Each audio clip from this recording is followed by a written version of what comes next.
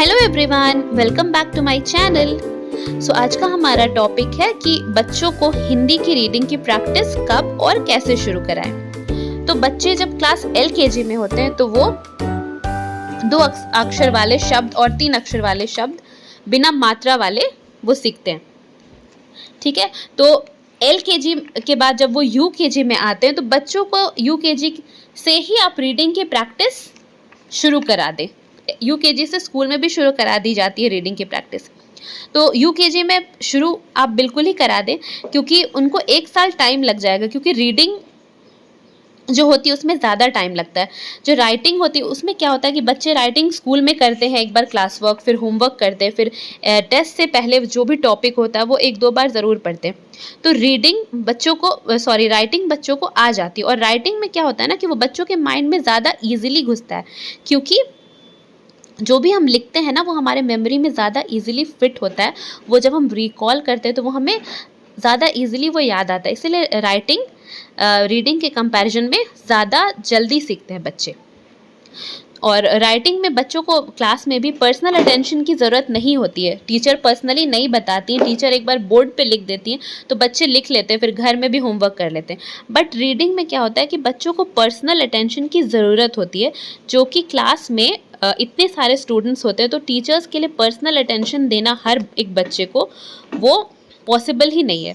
तो इसीलिए as a parent ये आपका ये होता है एक रोल कि बच्चों को घर में रोज़ रीडिंग की 2-4 लाइन्स भी UKG के स्टार्टिंग से ही प्रैक्टिस कराएं। तो इससे क्या होता है ना कि UKG में वो पूरा 1 साल वो रीडिंग करते हैं, तो वो क्लास 1 के स्टार्टिंग में ही क्लास 1 में वो जैसे एंटर करते हैं तो उन्हें रीडिंग आ जाती है अच्छे से।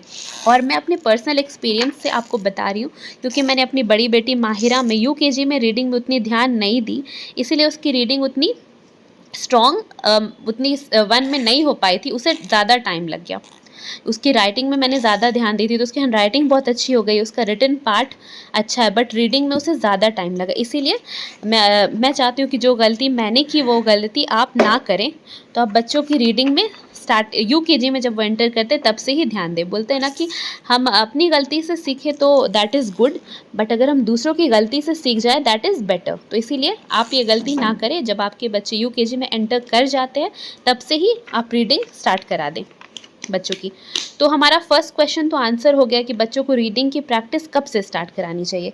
अब कैसे स्टार्ट करानी चाहिए बच्चों को रीडिंग की प्रैक्टिस, तो ये हम जान लेते हैं। जब बच्चे UKG में आते हैं तो 2 अक्षर वाले शब्द उन्हें इस तरीके से कराए जाते हैं, जोड़ करके लिखना कि घ रा घर ख ग खग, इस तरीके से। तो इससे क्या होता है ना कि उनकी रीडिंग एबिलिटी जो होती है वो डेवलप होती है, जो रीडिंग स्किल उनकी बेटर होती है। ठीक है, तो इस तरीके से UKG में सिखाया जाता है बच्चों को ये जोड़ करके शब्दों को अक्षर को जोड़ करके लिखना। तो इससे बच्चों का रीडिंग बेटर होता है। बस ये इसका मेन पर्पस है रीडिंग ही, कि ताकि उनकी रीडिंग प्रैक्टिस हो जाए। तो इस तरीके से बच्चों को लिखना सिखाया जाता है UKG की स्टार्टिंग में। और उसके बाद जब उन्हें रीडिंग जब हम शुरू करा रहे हैं तो उन्हें सबसे बेसिक से स्टार्ट कराएं। वो बोलते हैं ना कि हम सीढ़ी पे जब हम चढ़ते हैं, जैसे छत पे हमें जाना है तो स्टेप बाय स्टेप जाते हैं, डायरेक्ट हम छलांग नहीं लगाते। उसी तरीके से रीडिंग भी जब हम करा रहे हैं तो हम बेसिक से स्टार्ट करें। यहाँ पे देखिए UKG का ये पहला जो पार्ट है ये वाला है, इसमें ये रीडिंग दी गई है और इसमें 2 अक्षर वाले इसमें शब्द हैं बिना मात्रा वाले। मीन्स ये पूरा एक पैरा है लेकिन इसमें बस 2 अक्षर वाले शब्द हैं बिना मात्रा वाले। तो इसी तरीके से रीडिंग बच्चों को स्टार्ट कराएं। बच्चों की UKG की बुक में ऐसे ज़रूर दिए रहते हैं इस तरीके के पार्ट। तो चलिए हम रीडिंग की प्रैक्टिस एक बार कर लेते हैं नायरा के साथ। Hello Naira, so are you ready Naira? तो चलो रीडिंग की हम प्रैक्टिस करते हैं नायरा के साथ। चलो नायरा स्टार्ट करो। यश पहले हेडिंग पढ़ो। मत डर। ये क्या लिखा है पहले ये पढ़ो, ये क्या है?